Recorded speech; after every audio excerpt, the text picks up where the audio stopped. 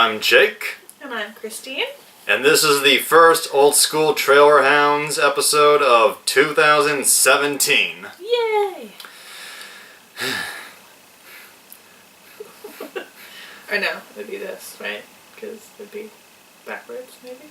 Yeah. Sorry. Anyway, our first movie trailer of the year is for the very first film that John Carpenter ever directed, Dark Star. It is the future. Mankind has conquered the stars. He moves out to the endless interstellar reaches of the universe.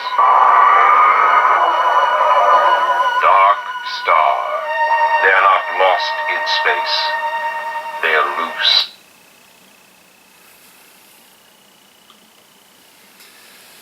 So that was the trailer for John Carpenter's Dark Star. Mm-hmm. How does it look to you? I'm confused.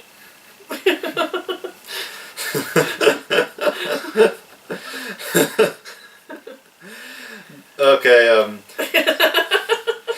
for you and anybody watching, Dark Star is a independent, low-budget sci-fi comedy from 1974.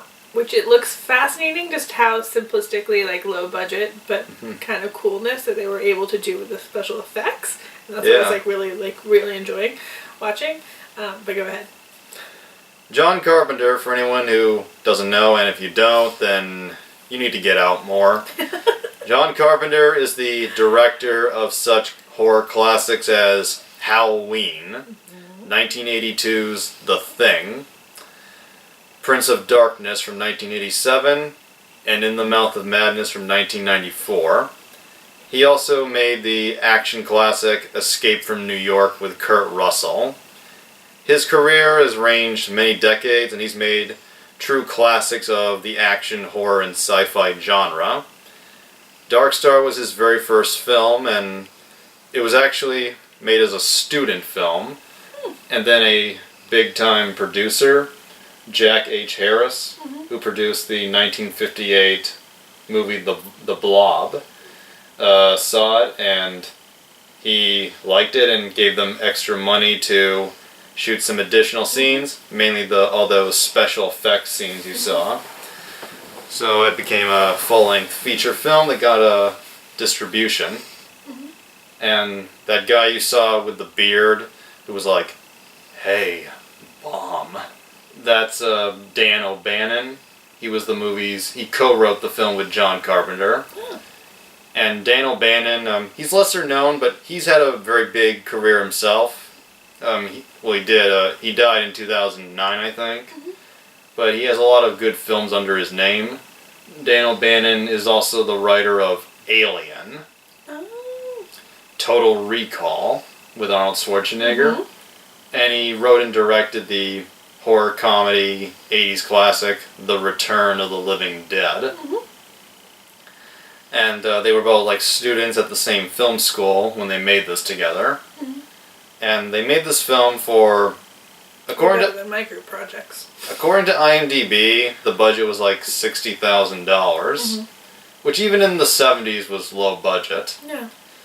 And Dark Star is about 4 astronauts traveling through space on a ship called Dark Star, and their mission: seek out unstable planets and blow them up. Okay. And did you notice that the bombs that they use appear to be talking? Yeah.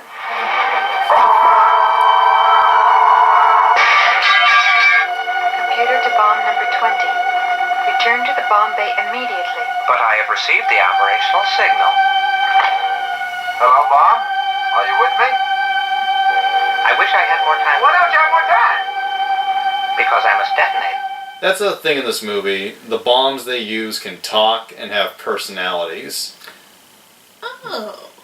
And when they go through an energy field, like an asteroid energy field, their ship gets hit, which causes one of the bombs to malfunction and become very stubborn, like they're about to drop the bomb, and the locks that let it go will not let it go.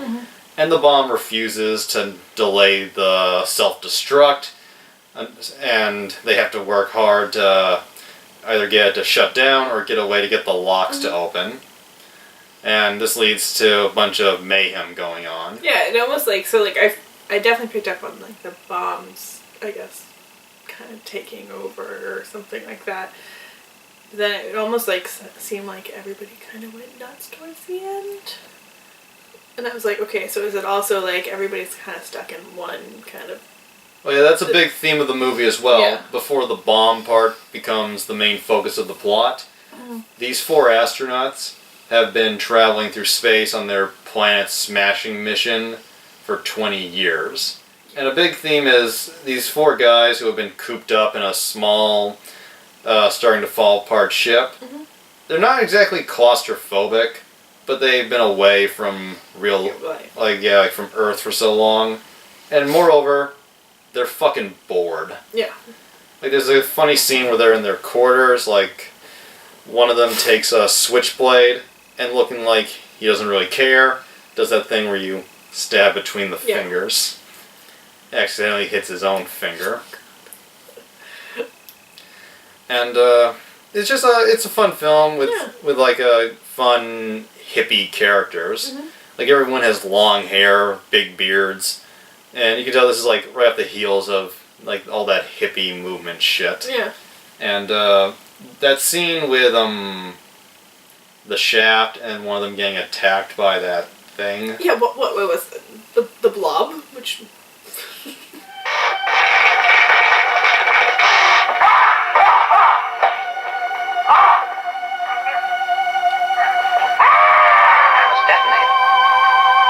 That thing that attacks that one guy is meant to be an alien that they picked up and brought on board as like a pet. And a subplot in the middle of the film is that the alien tries to escape, and that guy you saw is in charge of recapturing it. And in that part of the film actually served as inspiration for when Dan O'Bannon wrote Alien.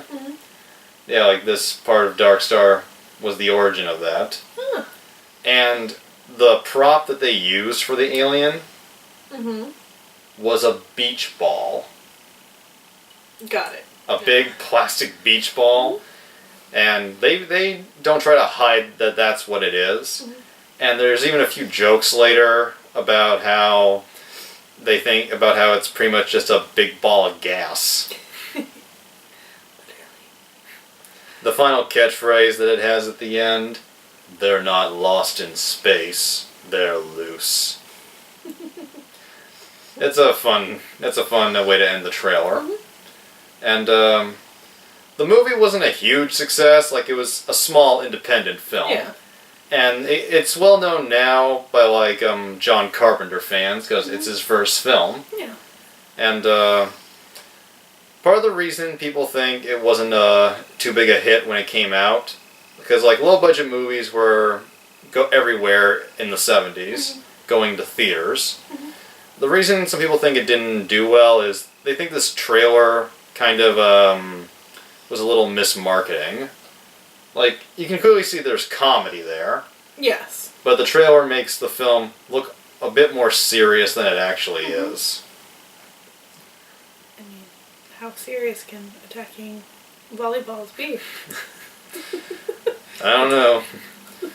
But it's a great independent film. It's one of those films that can bring you some inspiration on what you can achieve with such a small budget. Yeah, it was really neat. And I heard that this film is actually played in some film schools and studied. I can imagine why. Definitely makes sense for that, and look like something you'd ever consider watching? Yeah, maybe. I have a hard time with low budget. Then why do you work with me? I like your job. I think like low budget science fiction. It's just kind of. Yeah, well, it is low budget. It is low but- budget, but it's not 1950s low budget. Yeah. But then, I mean, I would find it intriguing because I was like, oh my gosh, like that's so cool how they're doing that. And, like, it's literally probably just a ship on like 2 strings going in front of a black screen, and it just looks really cool. Yeah. So I'd probably find it way more interesting. Well, if you ever get to see it, hope you like it. I hope so too. Until next time. Adios. Ta-ta for now.